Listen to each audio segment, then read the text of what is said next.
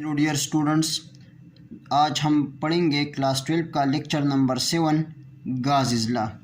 गाज़िज़ला क्या होती है, इसकी स्टेटमेंट के बारे में पढ़ते हैं और इसकी मैथमेटिकल फॉर्म की तरफ आते हैं।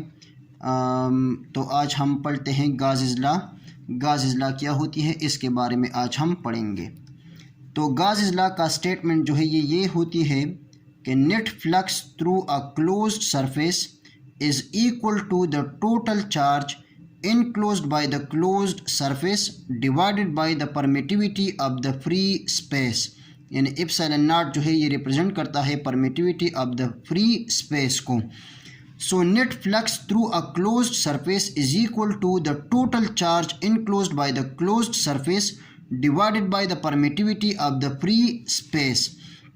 यानी अगर ये हमारे पास एक क्लोज्ड सरफेस है और इस क्लोज सरफेस में हमारे पास एक चार्ज पॉजिटिव चार्ज पार्टिकल है जो कि इनक्लोज हुआ है इस क्लोज्ड सरफेस में, तो ये इनक्लोज्ड चार्ज पार्टिकल और permittivity of the free space, इसकी डिवीज़न जो है ये हमें देता है नेट फ्लक्स। यानी चार्ज क्यू को हम डिवाइड करेंगे permittivity of the free space पर, तो charge divided by permittivity of the free space ये हमें देता है net flux through this closed surface. So Gauss's law का स्टेटमेंट ये हुआ कि the net flux through this closed surface is equal to the total charge enclosed by this closed surface divided by the permittivity of the free space। अब हम इस equation को derive करते हैं कि कैसे हमारे पास नेट फ्लक्स जो है ये इस क्लोज सरफेस से बराबर होते हैं Q divided by epsilon naught के। सो इस क्लोज्ड सरफेस को हम डिवाइड करते हैं स्मॉल एरिया एलिमेंट्स में। यानी इस एरिया एलिमेंट को हमने कहा डेल्टा A1, इस एरिया एलिमेंट को हमने कहा डेल्टा A2, इसी तरह delta A3, delta A4, delta A5 और अप टू डेल्टा AN तक हम इस पूरे क्लोज्ड सरफेस को डिवाइड करेंगे इसी एरिया एलिमेंट्स में। So flux through this area element A1 will be equal to phi1 is equal to E1 dot delta A1। यानी फ्लक्स जो है ये एरिया A1 से हमारे पास बराबर हो जाएंगे E1 डॉट डेल्टा A1 के। फ्लक्स थ्रू डेल्टा A2 हमारे पास बराबर हो जाएंगे phi2 is equal to E2 dot delta A2। Similarly अगर हम एरिया एलिमेंट A3 को ले लें तो फ्लक्स जो है ये डेल्टा A3 से हमारे पास बराबर हो जाएंगे phi3 is equal to E3 dot delta A3। इसी तरह इलेक्ट्रिक फ्लक्स जो है ये एरिया एलिमेंट A4 से हमारे पास बराबर हो जाएंगे phi4 is equal to E4 dot delta A4। और अगर हम इन तक एरिया एलिमेंट्स को ले लें तो इन एलिमेंट से हमारे पास फ्लक्स जो है ये बराबर हो जाएंगे phi n is equal to En dot delta An। अब अगर हम नेट फ्लक्स को मालूम करते हैं, नेट फ्लक्स जो है ये हमारे पास बराबर हो जाएंगे phi1 plus phi2 plus phi3 plus phi4 up to plus up to phi n तक। पुटिंग द वैल्यूज यानी phi1 की जगह हम पुट करेंगे E1 dot delta A1, phi2 की जगह हम पुट करेंगे E2 dot delta A2, phi3 की जगह हम पुट करेंगे E3 dot delta A3 plus up to इन की जगह हम पुट करेंगे En dot delta An।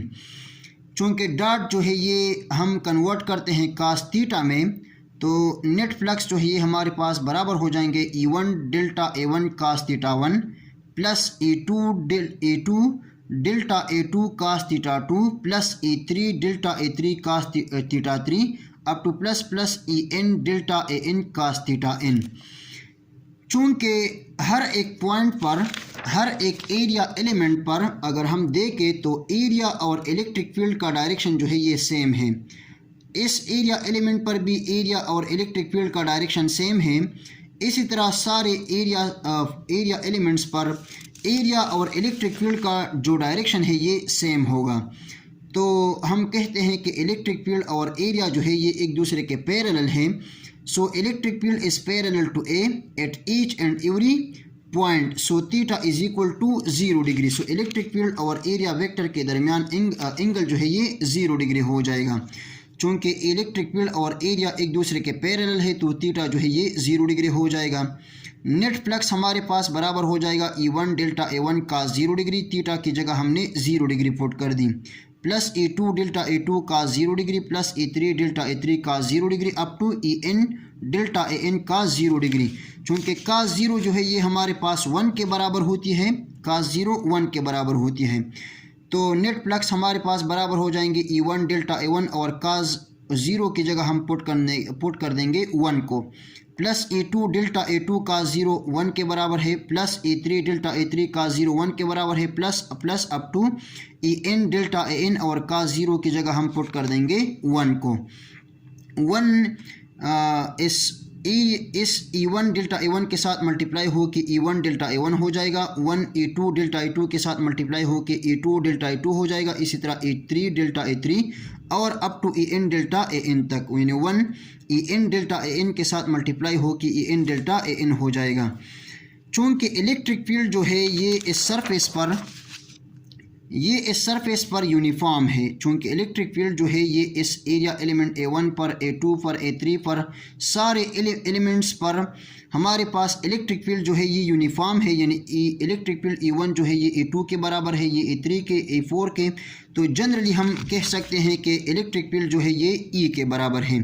E1 is equal to E2, E2 is equal to E3, E3 is equal to En, और इसको हम जनरली कह सकते हैं E।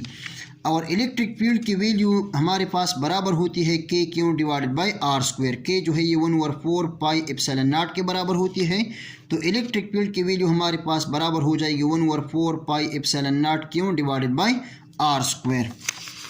सो हमारे पास नेट फ्लक्स बराबर हो जाएंगे, ई को हम कॉमन ले लेंगे और नेट फ्लक्स हमारे पास बराबर हो जाएंगे, net flux is equal to E into delta A1 plus delta A2 plus delta A3 up to plus delta AN तक, यानी सारे एरिया एलिमेंट्स को हम ऐड कर देंगे।